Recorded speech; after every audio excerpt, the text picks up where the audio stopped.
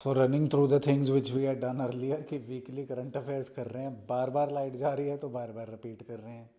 सो anyhow, M C Q हमने देख लिए थे, टॉपिक्स हमने देख लिए थे, M C Qs are done, chocolate is done.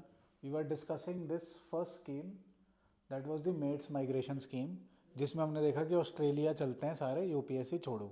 तो इसमें क्या क्या प्रोविजंस थी, रिपीटिंग अगैन. 2 साल के अंदर अंदर ग्रेजुएट होना चाहिए, आप 2 साल वहाँ पे जाके वर्क कर सकते हैं, अंडर 30 एज होनी चाहिए, और साथ साथ you can take a dependent child और your spouse, that will not be counted towards the annual cap. ये सारी चीज़ हमने देख ली. और ये माइग्रेशन एंड मोबिलिटी पार्टनरशिप जो लास्ट ईयर ऑस्ट्रेलिया के साथ करी थी, उसके under this made scheme is made. So this will make the movement of professionals across the Indian Australian countries easier. So coming to Swastik, इसमें ये मैडम क्या बोल रही है, ट्रेडिशनल नॉलेज वालों के साथ क्या होता है उस चीज़ की बात है ये. स्वास्तिक में स्कीम ही क्या है, ट्रेडिशनल नॉलेज जो साइंटिफिकली वेरीफाइड है उसको हम लोग प्रमोट करेंगे और उसे साइंटिफिकली टेस्ट करके लोगों में बांटा जाएगा. राइट. फॉर एग्जाम्पल, एक वेरी फेमस स्टोरी थी, अपने पास मलेरिया की दवाई तो मिल गई थी, है ना, मलेरिया की दवाई कुनीन, क्लोरोक्विन एक्सेट्रा, बट उसकी कोई वैक्सीन नहीं थी. तो चाइना के जंगलों में जाके चाइनीज जो ट्रेडिशनल लोग होते हैं, वो फैंग शुई करने वाले एक्सेट्रा, उनके साथ साइंटिस्ट ने किसी ने देखा तो उसे उनकी नॉलेज में जाके मिल गई. Right. So hence they could discover a vaccine which was not known to science but known to the traditional people. Hence हमने देखा कि ट्रेडिशनल नॉलेज कुछ बहुत ज़्यादा काम की होती है. जैसे नवजोत सिंह सिद्धू ने अभी बोला उनकी वाइफ कैंसर से रिकवर करे हैं, उन्होंने बोला गर्म पानी में नींबू डालते थे और 3-4 ऐसे देसी चीज़ें करते थे, सो रिकवर कर गए, है ना. सो दीज थिंग्स हमारे नानी दादी तो कब के कहते हैं, और हम इंस्टाग्राम वाले मानते नहीं. इंस्टाग्राम पे आके वो दिखा देता है, भैया इधर ये क्रीम लगाओ उधर वो क्रीम लगाओ हो जाएगा, वो मान लेते हैं. इन्फ्लुएंसर्स ने कितना बुरा हाल किया हुआ है.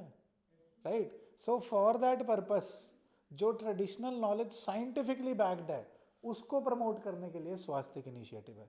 और ये फोटो ये दर्शा रही है कि जो इनकी नॉलेज है वो टर्म्स एंड कंडीशंस में रह ना जाए, हम उसे प्रमोट कर सकें. Right. That is the message in the picture. So CSIR, National Institute of Science, Communication and Policy Research, provided an overview of Swastik initiative at the International Conference on Communication and Dissemination of Traditional Knowledge. So Swastik is scientifically validated traditional knowledge. बना नहीं Swastik, वो बना दिया. Right. सो scientifically validated traditional knowledge जो है उसके लिए national initiative है. कौन इसे कोऑर्डिनेट कर रहा है, CSIR, NISPR. CSIR याद रख लो, बाकी हो जाएगा. सही. Swastik aims to preserve and perpetuate the practice of appropriate tradition and instill scientific temperament of verifying traditional, scientifically boost public faith in our traditional knowledge. Traditional knowledge से scientifically verified जो knowledge है उसमें अपना faith को बढ़ाना है और students को और लोगों को साइंस की तरफ लेके जाना है. That is the idea. इससे दोनों इफेक्ट होंगे ना, एक तो लोग ट्रेडिशनल नॉलेज पे विश्वास करेंगे और ट्रेडिशनल नॉलेज वालों को भी साइंस की तरफ आने का पुश मिलेगा कि हमें वेरीफाई कर रहे हैं तो हम भी पढ़ें क्या हो रहा है. Right. So both ways going quickly, इसके आगे कुछ नहीं है खास. तो दैट्स वाई नेक्स्ट टॉपिक पे जा रहा हूँ फटाफट. CSIR का थोड़ा सा देख लेना, आइडिया होना चाहिए. स्टैटिक में भी होता है. India is leading publicly funded R&D organisation है that promotes advance knowledge in natural sciences and engineering. Society registered है अंडर सोसाइटीज रजिस्ट्रेशन एक्ट 1860. ज़्यादातर ऐसी ऑर्गेनाइजेशंस वही होती हैं. सो एक नेचर ब्रॉड आइडिया ले लो. Right. Then it has a dynamic network of 37 national laboratories. याद नहीं रखना. याद क्या हो सकता है प्रॉब्लम, इसका प्रेसिडेंट कौन है, prime minister of India. Ex officio मतलब by virtue of office. President कौन है, CSIR का प्राइम मिनिस्टर. ये लगता नहीं आंसर में, है ना, और पेपर में आ जाए तो हम फंस जाते हैं. सो वाइस प्रेसिडेंट कौन है जी, union minister of science and technology. करेंगे क्या, क्वेश्चन में उल्टा दे देंगे, that president is union minister of science and technology, हम कर देंगे सही है. So president is prime minister, बाकी कोई बात नहीं. 3 साल का इनका टेन्योर होता है, याद रह जाए तो रह जाए, नहीं तो ना सही. Then going ahead, Barak river में 6 लोग गायब हो गए थे वहाँ से, तो 3 की लाशें बैरक रिवर में मिली हैं. So that's why it is in news. But nobody is going to ask you कौन डूबा था कौन नहीं, राइट। सो बैरक रिवर के बारे में हमें स्टैटिक फैक्ट्स पता होना चाहिए, बैकवर्ड लिंकेज पता होना चाहिए। So it is the second largest river in north east India after Brahmaputra. ये अभी क्वेश्चन में डाल के मैंने दिखाया कैसे होगा, लार्जेस्ट कर दिया इसको। सो सेकेंड लार्जेस्ट है, runs through Manipur, Nagaland, Mizoram, Assam and in India and Bangladesh of course. So Bangladesh में भी जा रही है। वहाँ पे जाके बड़ी कन्फ्यूजन सी होती है रिवर्स में, कौन सी मेघना है कौन सी क्या है, तो उसका आइडिया यहीं से लेते चलेंगे। It rises in Manipur hills south of Mao in Senapati district. Manipur hills में राइज कर रही है, सवाल में डाला था, right. It flows then along Nagaland Manipur border through the hilly terrains and enters Assam. अब यहाँ से ध्यान देना, पेपर पूछ लेता है। It further enters Bangladesh where it is known by the name of Surma, then Kushiyara and later called मेघना। ये 2-3 बार सवाल में आ चुका है, मेघना मेघना मेघना। और जब आई थी मुझे भी नहीं पता था मेघना कौन सी है, although I could hack the question, I hacked it, but I didn't know कौन सी है मेघना। अब अपने को थोड़ा आइडिया होना चाहिए before receiving the combined flow of Ganga and Brahmaputra. So Bangladesh में जाके बैरक रिवर मिल रही है, इंडिया में नहीं मिल रही, बांग्लादेश में जाके गंगा ब्रह्मपुत्र से मिल रही है। ये ध्यान रखना, ऐसा सा फैक्ट आ जाता है। एंड ऑब्वियसली आउटफ्लो तो फॉल कहाँ करेगी, बे ऑफ बंगाल में। अब बांग्लादेश से मुड़ के अरेबियन सी तो जाने से रही, right, that is simple. Then length कितनी है 564, कोई बात नहीं। Major part of the basin is covered with forest accounting for 72.58 of the total area, no need. Bound by Bareil range separating it from Brahmaputra sub-basin on the east by the Naga and Lushai hills, on the south and west by Bangladesh. This is the map. इतना नहीं याद रखना, पर थोड़ा सा idea होना चाहिए जा कहाँ रही है, थोड़ा थोड़ा आइडिया होना चाहिए west which side is it flowing. Tributaries अगर याद रहें तो रहें, but we can not learn them all. एक आदि का कोई हिसाब लग जाए तो लगा लेना। ट्रिब्यूटरीज ऑफ बैरकार, Jiri, the Dhaleswari, the Singla, the Longai and Sonai and Katakhal. कोई भी नाम आपको अच्छा लगे तो 1-2 याद रख लो, क्या पता काम आ जाए। बट याद रखने वाली चीज़ वो मेघना वाली थी, उस पर फोकस करना है, राइट जी। देन पन्ना टाइगर रिजर्व, ये फ़ोटो अच्छी थी ना, घूम फिर के फिर से तनाव आ गया। अब कौन सा तनाव आया इनके पास, एक वायरस है। बेसिकली अब कुत्तों से शेरों को प्रॉब्लम हो रही है। पन्ना टाइगर रिजर्व में जो स्ट्रे डॉग्स हैं उनको वैक्सीनेट करा जा रहा है कि ये stray dogs canine virus tigers को ना दे दें और टाइगर ना मर जाएं, right. So this has been in news. Mass vaccination of stray dogs in and around Panna tiger reserve in Madhya Pradesh has begun for the threat of canine distemper virus. ये CDV canine distemper virus है जो दोनों को लग सकता है, tigers को भी और कुत्तों को भी, और इससे ये फैल ना जाए और सारा का सारा अपना जो इकोसिस्टम है पन्ना टाइगर रिजर्व का वो ख़राब ना हो जाए, इसलिए स्ट्रे डॉग्स की मास वैक्सीनेशन कर रहे हैं। और स्ट्रे डॉग वैसे भी पहले ही मेरे ख्याल टारगेट होते हैं, कुछ भी ख़राब हो तो स्ट्रे डॉग को पकड़ लेते हैं कि कुत्ते ने काट लिया, चलो जी स्ट्रे डॉग्स को मार दो, स्ट्रे डॉग्स को स्टरलाइज कर दो। चंडीगढ़ में पिछले मेरे ख्याल 7-8 साल से कुत्तों को स्टरलाइज करा जा रहा है। स्टरलाइज मतलब कि उनके बच्चे ना हो सकें, स्ट्रे डॉग्स को। पर हर मेटिंग सीजन में नए पिल्ले आ रहे होते हैं। अब इन्होंने स्कीम और भी बढ़ाई है कि कुत्तों को स्टरलाइज करके उनके ऊपर कॉलर डालना है चमकने वाला, कि सारे कुत्ते उठाएंगे और उन्हें स्टरलाइज करेंगे। बड़ी गंदी तरीके से स्टरलाइज करते हैं। स्टरलाइजेशन होनी चाहिए कि आप उनके ट्यूब्स को अंदर से जोड़ दो, या जैसे इंसान में होती है। व्हाट आर दे डूइंग, उनके टेस्टिकल्स ही रिमूव कर देते हैं। Very sad. बट फिर कुत्ते भी पता नहीं क्या करते हैं ऐसा कि हर मेटिंग सीजन में, हर ब्रीडिंग सीजन में नए पिल्ले घूम रहे होते हैं। कहाँ से आते हैं, कौन है ये लोग, कैसे आ रहे हैं, पता नहीं, but this is happening. So similarly अब यहाँ पे स्ट्रे डॉग्स को हम लोग मास वैक्सीनेट कर रहे हैं। बट पेपर के लिए ज़रूरी backward linkage of Panna tiger reserve. कहाँ पे पन्ना टाइगर रिजर्व, मध्य प्रदेश में, राइट। इतना तो ऑब्वियसली पता होना चाहिए। Then standing over an area of 542, it is the only tiger reserve in entire Bundelkhand region. कौन से रीजन में, बुंदेलखंड रीजन में, एक जैसा है। सो टेबल टॉप टोपोग्राफी होगी plateau type, because Bundelkhand region is a plateau type idea. So topography कैसी होगी, इसका लैंड कैसे होगा, table top, right. It was declared a project tiger reserve by government of India in 1994। कभी कभार ये पूछ लेते हैं पहला था, नहीं जी पहला नहीं था, थोड़ा थोड़ा फेंट आइडिया लेते जाना कि यार डेरिवेशनल फैक्ट पूछता है यूपीएससी, डायरेक्ट फैक्ट नहीं पूछता. दिल नेवर आस्क यू 94 में था कि 2000 में था, राइट. सेन landscape characterise by table top topography, जो मैंने बताया प्लेटू जैसा लैंड है, राइट. इसमें गॉर्ज होंगे, फ्लैट लैंड होगा, गॉर्ज होगा, that is what happens in plateaus. Then Ken river flows from south to north through the reserve. पहले फैशन चला था कौन से टाइगर रिजर्व से, नेशनल पार्क से कौन सी रिवर जा रही है. 2-3 साल से अब ये सवाल नहीं आ रहा, 2 साल से. बट फिर से रिपीट ना मार लें, क्योंकि 2022 वाले सवाल 24 में आते हैं, 24 वाले 26 में आते हैं. सो 2-2 साल पीछे जाके रिपीट ना मार लें. दैट्स वाई थोड़ा सा आइडिया होना चाहिए. पन्ना टाइगर रिजर्व से कौन सी रिवर है, Ken. The reserve is also dotted with 2000 year old rock paintings. कोई बात नहीं, no need to remember. Flora fauna एक बार पढ़ना जरूर होता है कि यहाँ पे रस्टी कैट है, टाइगर है, बट याद नहीं करना होता. That's why going quickly I will avoid this. पढ़ लेना जरूर. कार्बन डाइऑक्साइड में 2-3 चीज़ें नोट करने वाली. Carbon dioxide is a greenhouse gas. बिल्कुल ही बेसिक बात करें, what is a greenhouse gas? Which traps the out radiation. Out radiation is longer और शॉर्टर? लॉन्गर वेवलेंथ और frequency? Longer wavelength. Longer wavelength की ये waves को trap कर लेती है. But is carbon dioxide necessary for life? Yes. Some amount of carbon dioxide is necessary for life. नहीं तो सुबह बहुत गर्मी और रात को बहुत ठंड हो जाया करेगी, लाइफ नहीं रह पाएगी. So some amount is necessary. But industrial revolution के बाद we added a lot of carbon dioxide to the atmosphere. बिल्कुल बेसिक बात कर रहा हूँ. उससे गर्मी बहुत ज़्यादा ट्रैप होने लगी. सो ग्रीन हाउस गैसेज बढ़ने लगी, प्राइमरली कार्बन डाइऑक्साइड.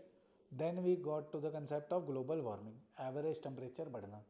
उससे अब हमें प्रॉब्लम होने लगी. जैसे हम देख रहे हैं कि रेनफॉल इराटिक हो गई है. इस टाइम अपने बचपन को याद करो, इस टाइम नवंबर के एंड में आके तो स्वेटर पहन के भी काँप रहे होते थे. अब क्या हाल है? बारिश पहले मानसून में कैसे आती थी? So again the concept of global warming. अब इसके आगे 1-2 फैक्ट्स आए थे न्यूज़पेपर में जो एडिशनल बातें अच्छी थी. ऐसा सा फैक्ट यूपीएससी को बहुत पसंद है कि कार्बन डाइऑक्साइड और any of the green house gases have at least 3 atomic structure. 3 atomic structure, 3 atoms हैं इसमें जुड़े हुए. हेंस कार्बन डाइऑक्साइड का जो स्ट्रक्चर है वो इसे फ्लेक्सिबल बनाता है and a strong green house gas बनाता है. सो पिछली बार बचपन जैसा फैक्ट पूछा था यूपीएससी ने कि पानी को यूनिवर्सल सॉल्वेंट क्यों कहा जाता है. उसमें क्या आंसर था? Dipolar nature, H2O. Over air अगला सवाल ही हो सकता है अभी कार्बन डाइऑक्साइड को ग्रीन हाउस गैस किसने बनाया या क्या कारण है. अपने को पता होना चाहिए. Try atomic structure, flexible and strong, है ना. कुछ भी पूछ लें अपन उसी नेचर से चल सकें कि कैसे सवाल आ रहे हैं. और दूसरी बात कि कितने साल ये रहता है. ऑब्वियसली ये सिंपल चीज़ें तो हैं न्यूज़ में इसलिए कि carbon dioxide emission from burning fossil fuels India की इंक्रीज हो रही है 4.6% in 2024. This is the highest increase in developing according to among the major economies, है ना. सो इंडिया की बहुत ज़्यादा इंक्रीज हो रही है इसलिए कार्बन डाइऑक्साइड न्यूज़ में है. हीट ट्रैपिंग गैस है, ग्रीन हाउस गैस है. बर्निंग ऑफ फॉसिल फ्यूल, जहाँ भी आग लगेगी कार्बन डाइऑक्साइड और मोनोक्साइड होंगी. मेजरली जहाँ भी आग लगेगी इन प्रेजेंस ऑफ ऑक्सीजन वहाँ कार्बन डाइऑक्साइड और मोनोक्साइड होंगी. बात खत्म, right. So most important green house gas क्यों है? बिकॉज मोस्ट अबंडेंट है. सही. उसके बाद the presence keeps of the radiant energy received by earth from Bing return to space. Greenhouse gas का मतलब ये ब्लैंकेट है. Then it is use as a refrigerant in fire extinguishers also for inflating the raft etcetera. क्या क्या काम है हमें पता है.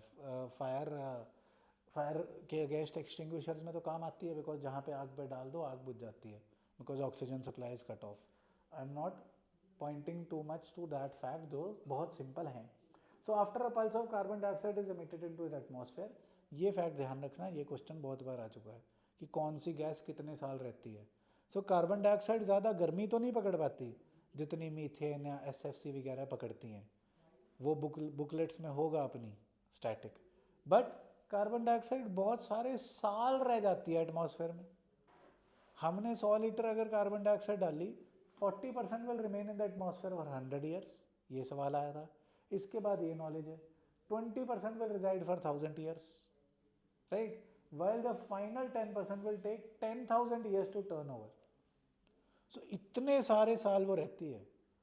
कई सारी gases, for example water vapour बहुत ज़्यादा है कार्बन डाइऑक्साइड से, बट उसको इतना पोटेंट ग्रीन हाउस गैस क्यों नहीं माना जाता? बिकॉज वो 10 दिन के अंदर ही वापस आ जाता है, बिकॉज उसका शॉर्ट लाइफ स्पैन बहुत शॉर्ट है एटमॉस्फेयर में। बट कार्बन डाइऑक्साइड, चाहे मीथेन है, मीथेन बहुत ज़्यादा गर्मी पकड़ती है as compare to carbon dioxide, but वो ज़्यादा साल नहीं रह पाती। ये देखो 40% 100 साल रह रही है, 20% 1000 साल रह रही है, और बाकी बची हुई लगभग 10,000 साल रह रही है। और इवन जो मीथेन होती है वो भी कार्बन डाइऑक्साइड में कन्वर्ट भी हो जाती है, सो कार्बन डाइऑक्साइड और बढ़ जाती है। So these are facts which are relatively new, ये बुक्स में नहीं होते, और यूपीएससी इन्हें पकड़ लेता है। तो हमें पहले ही पकड़ लेना, एम्फोसाइज कर लेना, रादर दैन कि उसी को पकड़ी जाए, गूगल करो और बेसिक बेसिक पढ़ी जाओ। वो पढ़ेंगे ही पढ़ेंगे, बट जहाँ बेसिक पढ़ोगे वहीं ये ऐड कर लेना। इसको मार्क कर लो अपने पास, ट्राई एटॉमिक वाली बात और ये बात, दो बातें तो नहीं सीख के जानी जानी है ना। देन लॉन्ग रेंज मिसाइल्स, ये सन्नी देओल हमारे फेवरेट हैं। सो लॉन्ग रेंज मिसाइल्स में क्या बड़ी न्यूज़ है? It is a very big news for India, because अभी शायद सिर्फ चाइना और यूएस के पास हाइपरसोनिक लॉन्ग रेंज मिसाइल्स हैं। Hypersonic means at least 5 times or more the Mach speed, 5 times the speed of sound, and long range means, बस इतना fact actually मुझे याद कराना था आपको इसमें, कि इंडिया ने सक्सेसफुली टेस्ट फायर करी है। लॉन्ग रेंज मतलब 1500 किलोमीटर से ज़्यादा, हाइपरसोनिक मतलब more than 5 times speed of sound, या मोर देन 5 मैक, 5 मैक से ज़्यादा। सो इंडिया ने ऐसी मिसाइल टेस्ट कर ली है, डीआरडीओ ने बनाई है मिसाइल, जो 1500 किलोमीटर से ज़्यादा 5 मैक से ज़्यादा चल पाएगी। और इसका बहुत बड़ा एडवांटेज ये है कि ये जो 5 मैक से ज़्यादा हाइपरसोनिक मिसाइल्स हैं, तो इसको डिफेंस सिस्टम यूजली रोक नहीं पाते। जैसे इजराइल का डिफेंस सिस्टम बहुत ज़्यादा फेमस माना जाता है, आयरन डोम, है ना, और भी बहुत सारे हैं, और बहुत सारी कंट्रीज़ के पास मिसाइल डिफेंस सिस्टम्स हैं। सो जो हाइपरसोनिक मिसाइल है ना, उसको रोक पाना या उसको एटमॉस्फेयर में डिफेंस कर पाना बहुत मुश्किल हो जाता है। और ये जो हाइपरसोनिक मिसाइल्स हैं, चाइना और रशिया के पास तो हैं, यूएस भी अभी बिल्ड कर रहा है। सो ये देखो हम कहाँ तक पहुँच गए, डीआरडीओ ने क्या टेस्ट कर लिया जो यूएस भी अभी बिल्ड कर रहा है। नहीं तो डिफेंस टेक्नोलॉजी में हम यूएस से कम 30-40 साल पीछे हैं। जो वो जेट चलाते हैं, हम 5th भी नहीं बना पाए अभी तक खुद, वो उससे भी आगे पहुंच गए। उनका कबाड़ वाला जेट भी हमारे लिए नया है, but look at this, this is a very big achievement for defence. अगर वो डिफेंस वाले आदमी का कुछ जागा तो ऐसा सा कुछ पूछ लेंगे, है ना। So DRDO, defence and research and development organisation, tested a long range hypersonic missile. क्या बात है इसमें, 1500 किलोमीटर एंड 5 मैक से ज़्यादा, 5 मैक और मोर हाइपरसोनिक। कहाँ से टेस्ट करा है? Developed by laboratories of doctor APJ Abdul Kalam missile complex centre, Hyderabad. ठीक है, ये नहीं कोई पूछता ज़्यादातर, बट अपने को आइडिया होना चाहिए क्या है, एटलीस्ट 5 times। अनदर की फीचर इज मैनूवरेबिलिटी, ये भी चीज़ आ रही है यार, ये बेसिक सा एक समझ लो। 2 तरीके की मिसाइल होती है, वेरी वेरी सिंपल सी बात है, कोई बड़ी बात नहीं है अपने को, बट पता होना चाहिए। एक होती है क्रूज मिसाइल, एक होती है बैलिस्टिक मिसाइल। इसको बहुत ही सिंप्लीफाइड वे में अगर सीखें, बचपन में दिवाली में हवाई जलाते हैं ना, अभी भी जलाते होंगे हवाई, हवाई जाती है उड़ के ऐसे गिर जाती है ना, हाई पैराबोला टाइप्स, आग लगाई, साथ वाले के घर को दिखाई, ऊपर गई और ऐसे गिर गई, that is primarily ballistic missile. इसका पाथ ऐसे ही होता है, ऊपर गई और नीचे आ गई, है ना, रॉकेट इंजन से प्रोपेल किया, इसे ऊपर गई और नीचे आ गई। जो क्रूज मिसाइल है, how does an airplane fly, आराम से अपना टेक ऑफ करता है, फिर टेक ऑफ करके एक हाइट पे चलता रहता है। जेट इंजन होता है इसमें, रैम जेट, स्क्रैम जेट वो हैं जो तेज़ चल सकते हैं, more than speed of sound. ये जेट इंजन की तरह लो फ्लाई कर सकती है, इसकी मनूवरेबिलिटी अच्छी है, इसको डिटेक्ट करना मुश्किल है बिकॉज ये लो भी फ्लाई कर लेगी, हाई भी फ्लाई कर लेगी, और ये तेज़ भी चल सकती है ज़्यादा। वो तो एक ही बात पकड़ गई ना, सेंसर वेंसर लगा लो, बट वो प्राइमरली कम मैनूवरेबल है, ये ज़्यादा मैनूवरेबल है। सो ऐसा सा सवाल आ जाता है। एक तो यूपीएससी सीधा ही सवाल पूछता है that dash is a cruise missile, dash is a ballistic missile.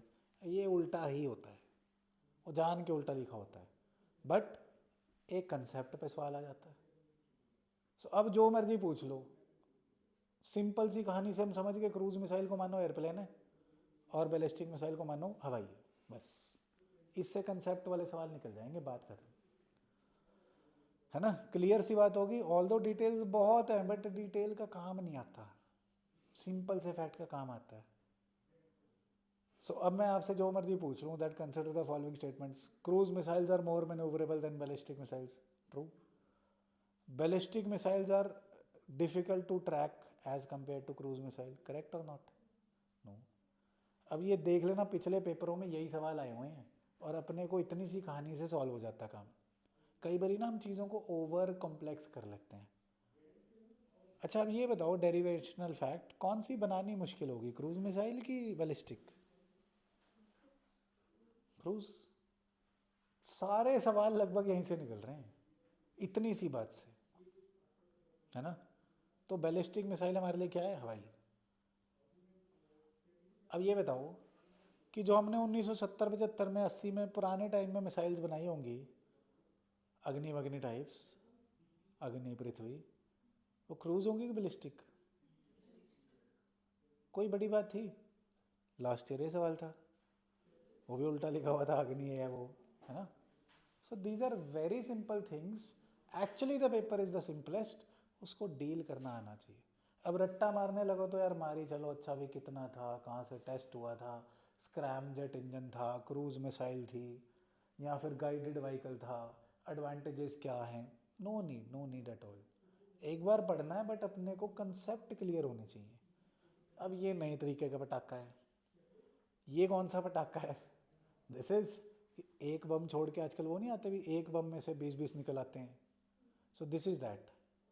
सो ये एक तरह से छोटे छोटे छोटे छोटे छोटे क्लस्टर मिनिशंस होते हैं, और इसमें जो याद करने वाली बात है कि क्लस्टर मिनिशंस आर बैंड, वो हमने एग्रीमेंट देखनी है, इंटरनेशनल एग्रीमेंट, बस।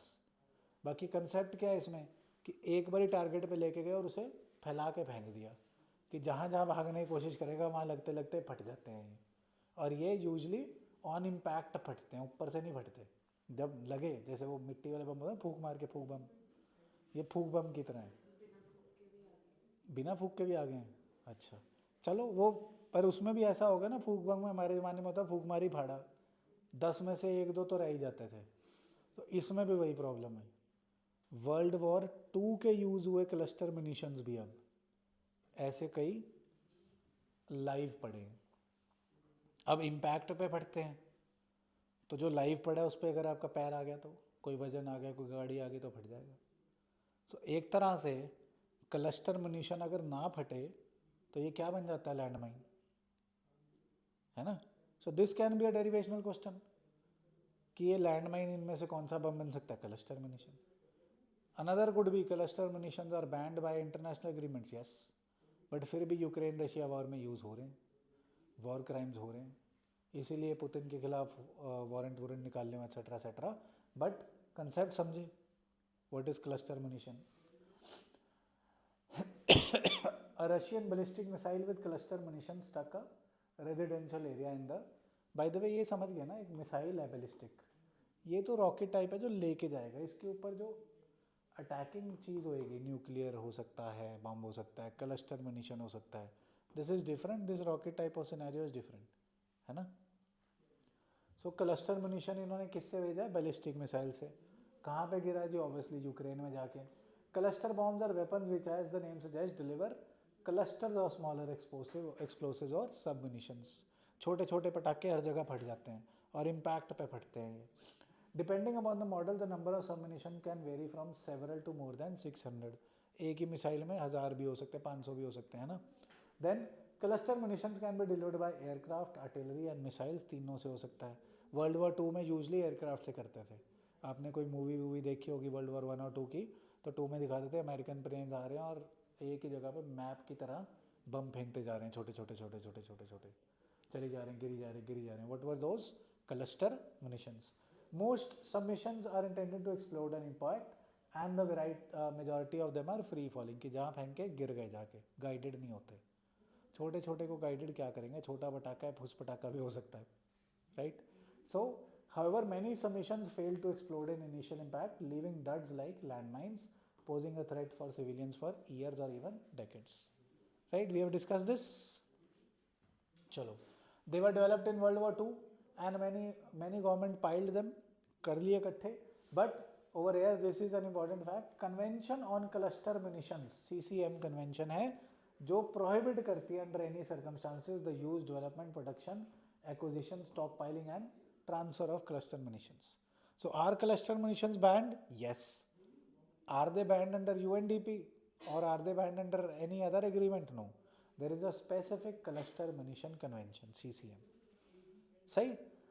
So more than 120 states have joined the convention. Notable exceptions are United States, Russia, Ukraine, Israel, India and China.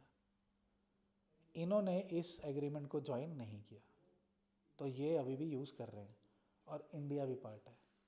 Very sad है ना, बट नॉट सैड। हाँ जी, हाँ रशिया यूक्रेन में चल रही है, ये लड़ नहीं रहे, ये लड़वा रहे हैं। I was more interested in the patriotic fact. हाँ जी, क्यों नहीं? हाँ, खुद उन्होंने इतने सारे बॉम्ब मिसाइल से इकट्ठे कर लिए और इंडिया के टाइम पे कह दिया इंडिया को मना कर कि दिया। अब रोक दो। तो ठीक है, अगर इंडिया करता, जैसे कि यहाँ पे खुद यूएसए वगैरह इतने बड़े बड़े सुपर पावर्स रख रही हैं जब अपने पास, तो why should India? I actually fall in that category as well. I will say कि हम लोग अपने ऊपर अपने हाथों को बांधते नहीं, पर हम वैसे ही किसी को मारते नहीं, है ना। शक्ति बहुत है हमारे पास, but we do not hit them back. हमने कभी भी किसी नेशन पे कब्जा करने की नहीं सोची, नहीं तो आसपास स्लम एरियाज हैं तो सही, पाकिस्तान, श्रीलंका, नेपाल, हम बड़ी जल्दी से पकड़ सकते हैं, but we never tried. So that's good, but still we must aim to make the weapon system more egalitarian. हमें कोशिश करता रहना चाहिए, हमें एक्टिविज्म करते रहना चाहिए कि न्यूक्लियर बॉम्ब और ऐसी चीज़ें दुनिया में हो ही ना। And actually this person, this country wants कि लड़ाइयाँ चलती रहें, बिकॉज इनकी जो डिफेंस कैपेबिलिटीज़ हैं वो सबसे बहुत हायर हैं।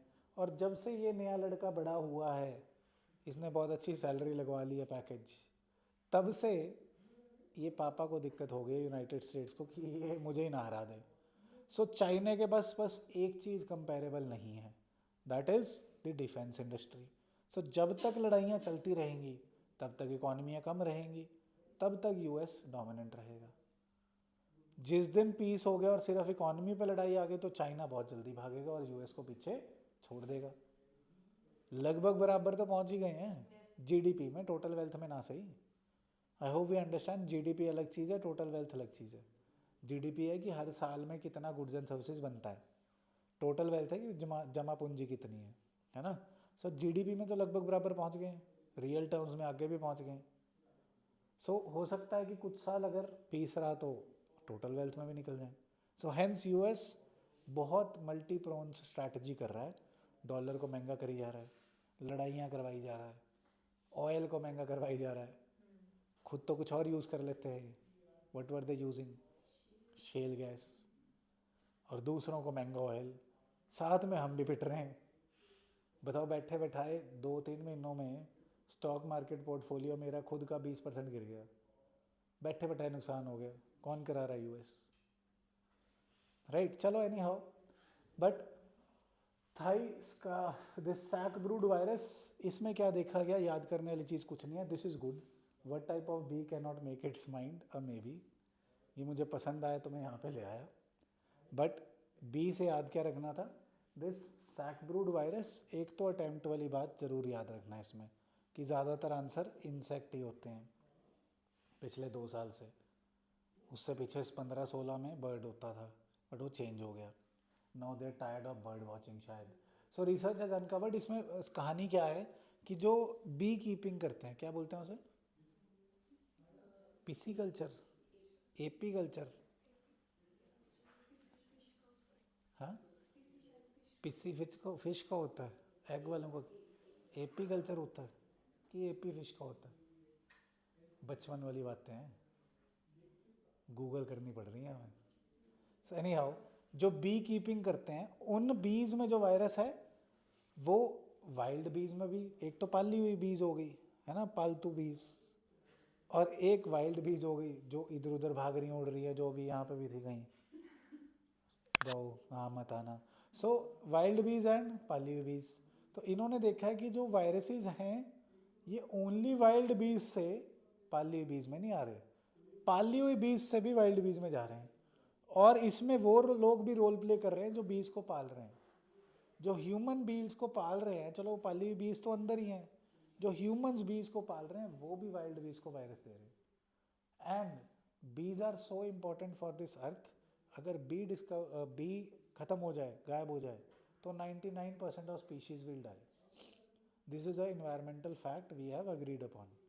सो अब बीज को, एशियाटिक बीज को, इंडिया में 4 तरीके की बीज हैं, सो एशियाटिक 4 तरीके की हैं, उनमें सबसे बड़ा जो थ्रेट है बीज को, that is from these kind of viruses, and the Thai sac brood virus is one of the greatest threats facing the Asiatic honey bee. Right, एक जनहित में जारी संदेश मुझे बी के साथ हमेशा याद आ जाता है, पिछले कई साल से लिखा रहा हूँ मैं, ये आपके भी काम आ जाएगा। पीली मक्खी काटे या काली मक्खी काटे, हम क्या करते हैं, लोहा रगड़ ले, अचार लगा ले, नहीं, we should have a rule, the rule is vinegar for wasp and bicarbonate for B. These are antidotes. अगर आपको पीली मक्खी काट रही है, वैस्प, ब्रिंड, तो आपने विनेगर लगाना है, एक ही समझदार है जो लिख रहा है, vinegar for wasp and bicarbonate for B.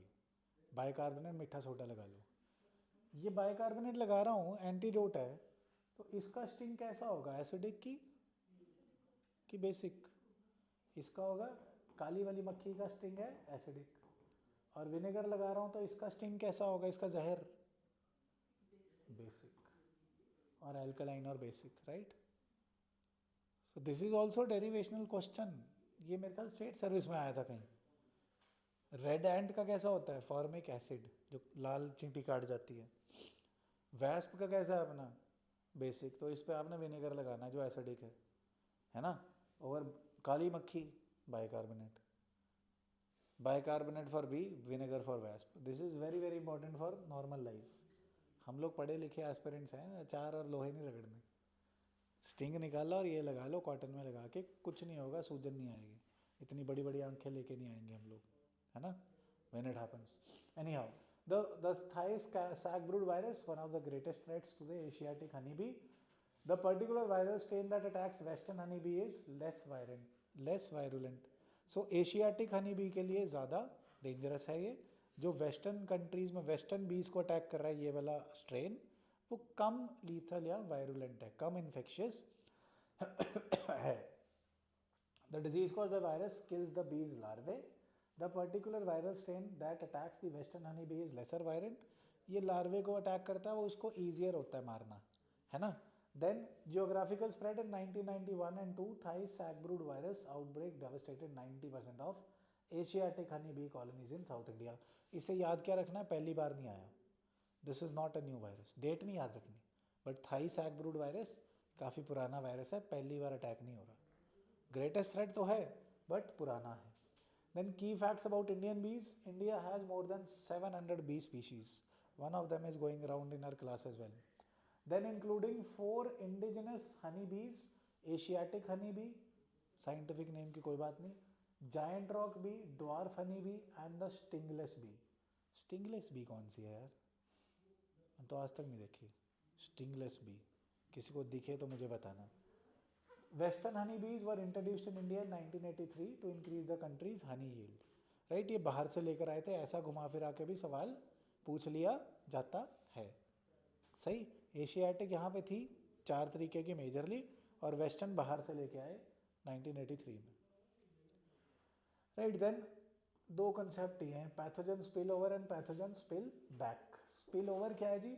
Species specific pathogen establishes infection in novel susceptible host. So for example Covid या कोई भी बीमारी जैसे बैट्स में थी, सो स्पिल ओवर क्या है कि जो बैट्स हैं उसमें इन्फेक्शन इकट्ठी होगी कि वो रेजर्वायर बन गए। अब वो रेजर्वायर बन के लेट्स से ह्यूमंस को दे रहे हैं, और जब ह्यूमन से दोबारा बैट्स को हो सकती है, हाँ हो सकती है, that would be spill back. Spill over क्या कि रेजर्वायर में इकट्ठी होगी जो वनरेबल होस्ट था। स्पिल बैक क्या? जिससे उसे मिली थी उसने फिर वापस कर दी, लो भैया जुकाम कराया था मुझे, गिफ्ट ले लो वापस।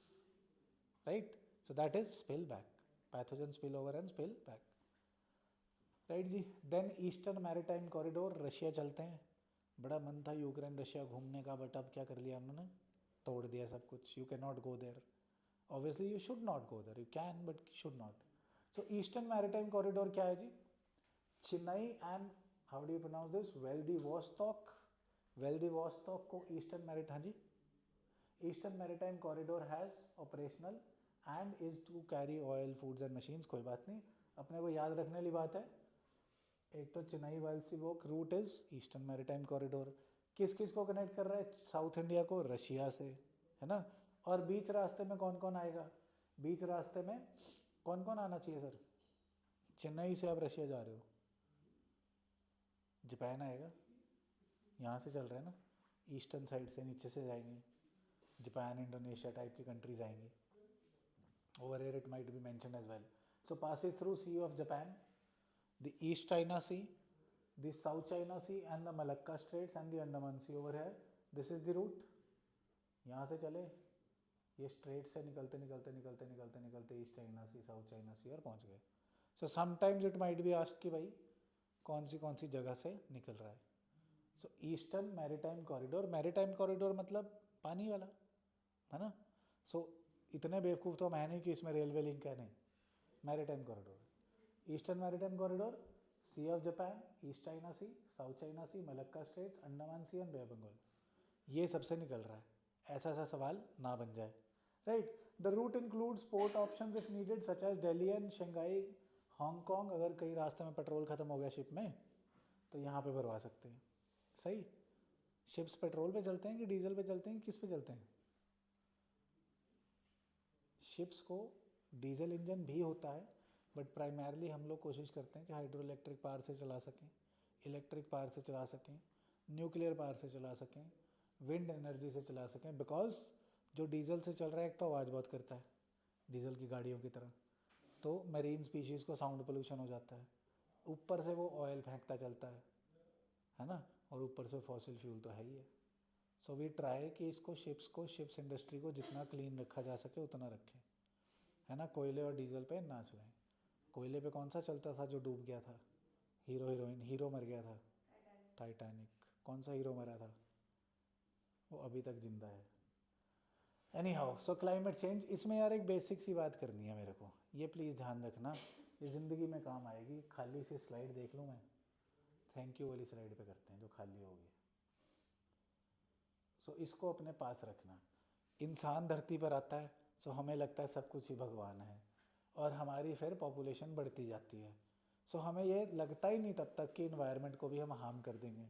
पहली बार दुनिया के लीडर्स कहाँ पे इकट्ठे होते हैं? स्टॉकहोम। स्टॉकहोम कॉन्फ्रेंस करी जाती है, पहली बार यहाँ पे दुनिया के लीडर्स इन्वायरमेंट के लिए इकट्ठे होते हैं। इसके बाद next step is very very important, 1992 Rio de Janeiro जो ब्राज़ील में है, यहाँ पे अर्थ समिट होता है।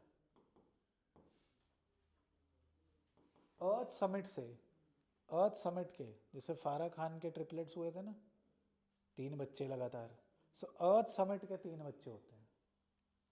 वन इज आ रहा हूँ climate change, another is biodiversity, and another is sustainable development, sustainable development.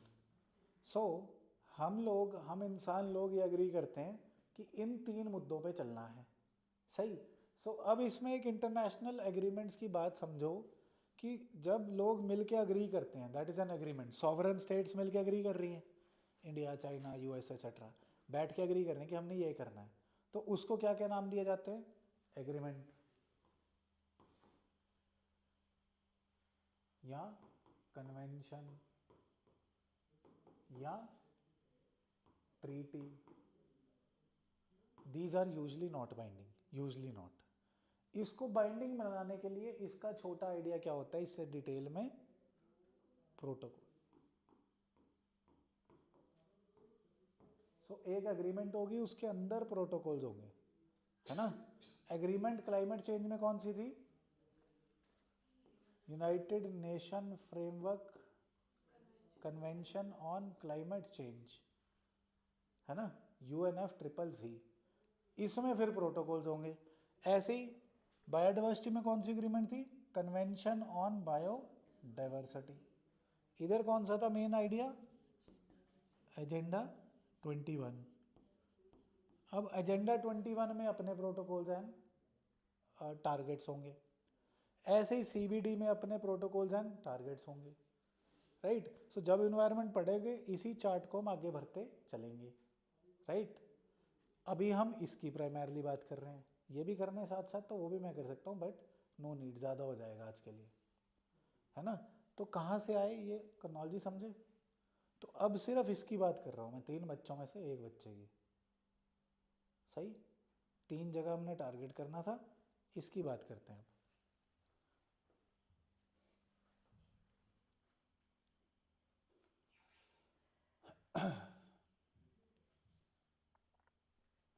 So climate change में हमने देखा UNFCCC was the major agreement. कहाँ से आई? 1992 के अर्थ समिट से। इसके बाद इसमें सबसे पहला प्रोटोकॉल था क्योटो प्रोटोकॉल। क्योटो प्रोटोकॉल में डेवलप्ड कंट्रीज़ के लिए टारगेट्स थे। क्यों डेवलप्ड कंट्रीज़ को टारगेट देते हैं? कि यार जो कार्बन डाइऑक्साइड बढ़ी है इंडस्ट्रियल रेवोल्यूशन से बढ़ी है, और वो तो आप लोगों ने ज़्यादा बढ़ाई है। अगर 100 गुना बढ़ी है तो 70% तो आपकी गलती है, तो आप अपने टारगेट्स कम करो। और हम क्यों ग्रीन, गन तुमने मचाया, हम क्यों ग्रीन इन्वायरमेंट करें? जब गंद आप लोगों ने बचाया तो साफ भी आप लोग करो, या फिर हमें पैसे दो कि हम ग्रीन इन्वायरमेंट में चलें। That is called concept of climate justice. So Kyoto protocol में सबसे पहले द थिंग वाज कि डेवलप्ड कंट्रीज़ के पास टारगेट हैं, डेवलपिंग के पास कोई लीगली बाइंडिंग टारगेट नहीं है। After this what happens, what is the next development? Paris agreement. Paris एग्रीमेंट में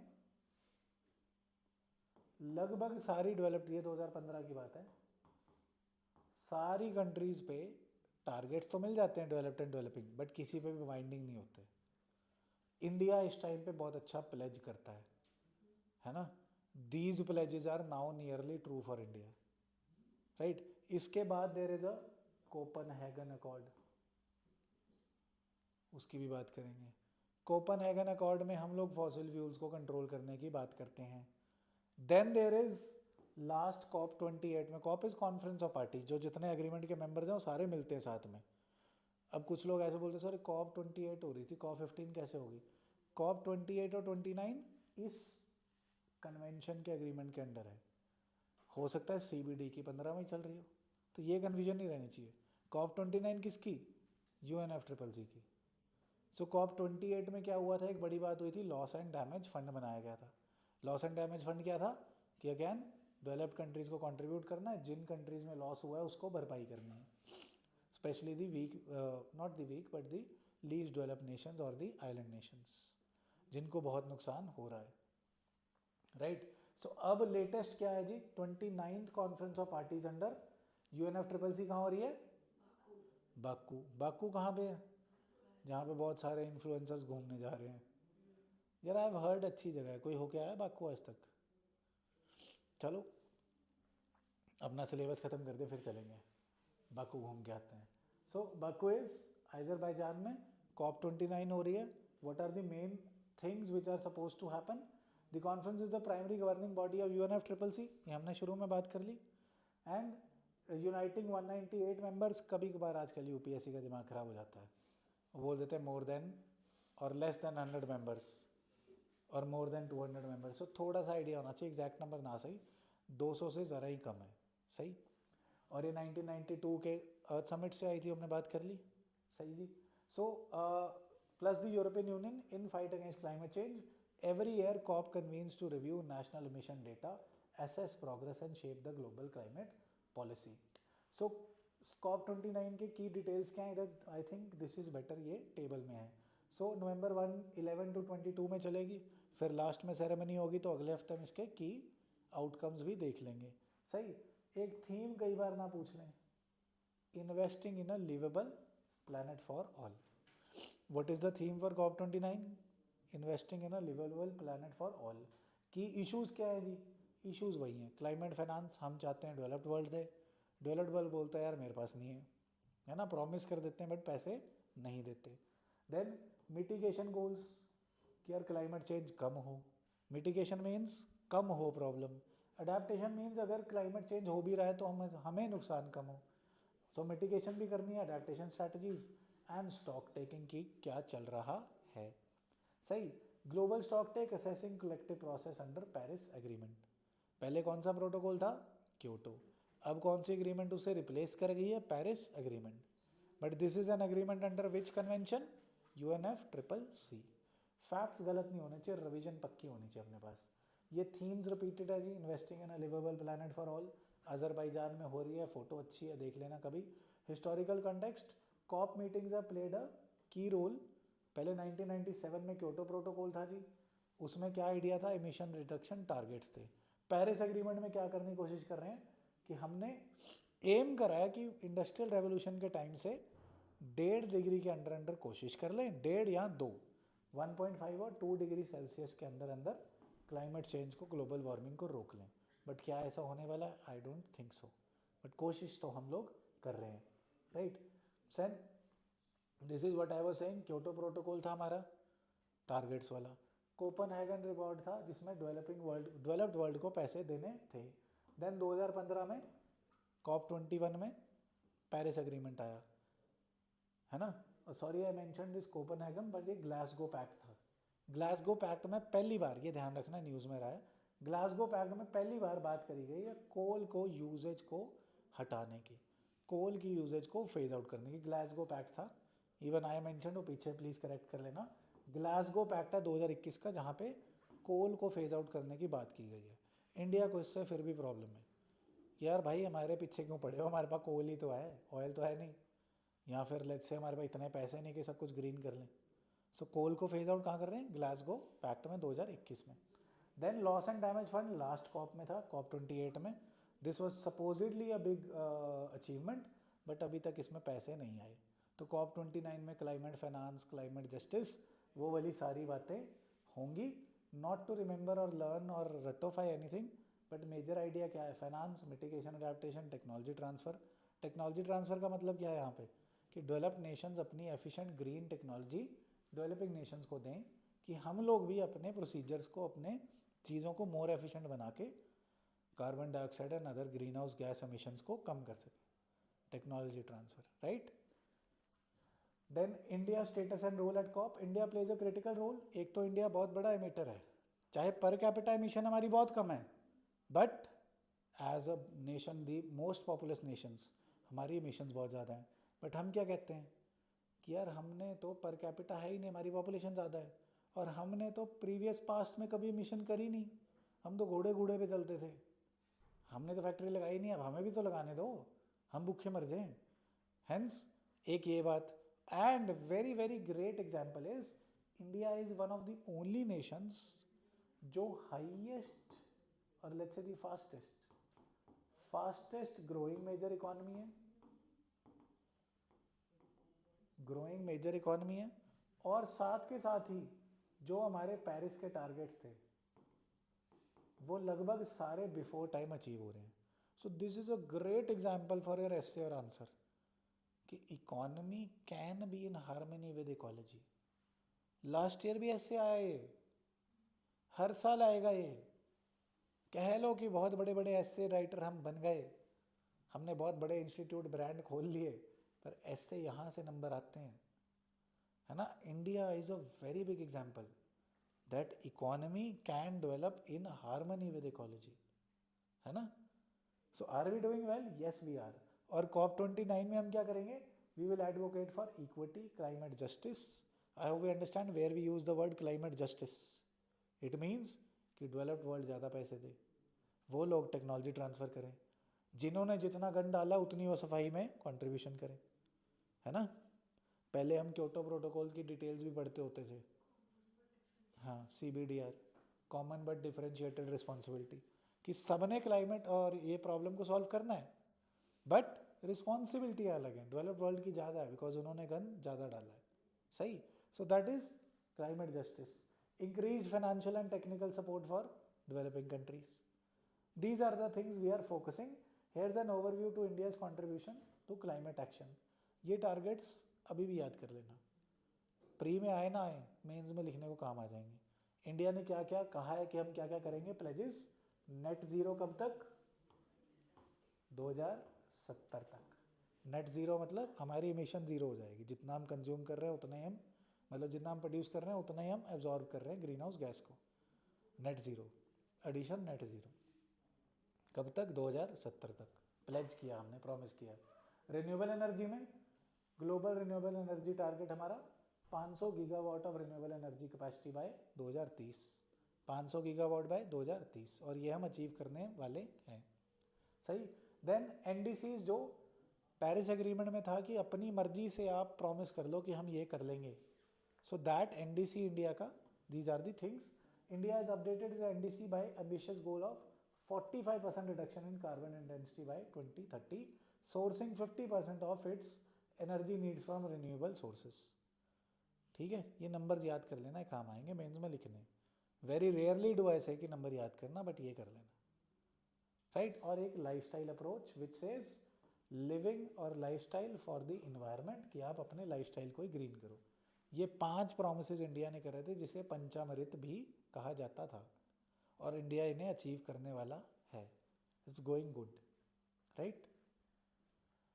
so current developments and challenges, climate finance deadlock है, ये हमेशा से चल रहा है, इसको एक्सप्लेन वैसे ही कर लेंगे कि कहा था 100 बिलियन करेंगे, मिल नहीं रहे। इसमें एक टर्म भी आई थी, क्या था? ग्रीन वॉशिंग, ये टर्म प्रीलिम में आई थी। What was it? Green washing,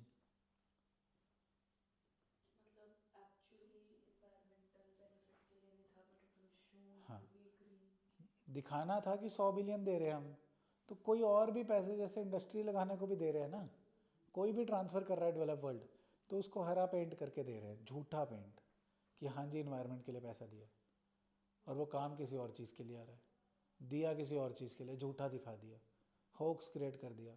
so this was the term in the paper as well, I think 2022 और 3, राइट। सो क्लाइमेट फाइनेंस को सही करना है। मिटिगेशन एंड अडेप्टेशन कमिटमेंट्स, कह तो दिया ज़ीरो एमिशंस करेंगे, बट इंडिया के सिवाय जर्मनी छोड़ के कोई खास नेशन नहीं है जो अपना टारगेट अचीव कर रहा है, सही। Then youth activism and public engagement, अभी एक बेचारी क्लाइमेट एक्टिविस्ट की चेन चून खींच के ले गए, तब से ज़्यादा न्यूज़ में है ना। एक को नोबेल प्राइज़ मिला था, तब भी न्यूज़ में था। तो यूथ को एंगेज करना, all those things which we are trying to do.